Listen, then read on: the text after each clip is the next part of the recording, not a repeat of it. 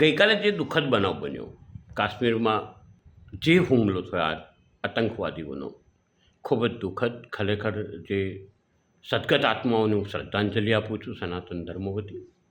પણ સાથે સાથે એક પ્રશ્ન પણ ઊભો થાય કે આવનાર દિવસોમાં જ્યારે અમરનાથની યાત્રા ચાલુ થવાની હોય ત્યારે આ સૂચક છે, અને આ જે થયું છે તે એક ઇરાદાપૂર્વક થયું હોય છે કે ક્યાંક જે રાગે પડી રહ્યું હતું કાશ્મીર તે ત્યાં ડિસ્ટર્બ થાય એવી કોઈ અપેક્ષા હશે, જે કોઈની મેરી મુરાદ હશે, અને તે વિદેશથી આવી અને આપણા પડોશી દેશથી આવી અને પછી આવી રીતના હુમલો કરી જાય.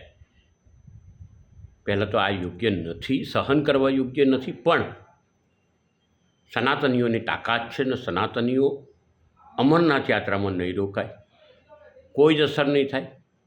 લોકો એટલા જ જોશથી, વધુ જોશથી ત્યાં જશે, કારણ કે હું સનાતનીઓની તૈયારી જાણું છું.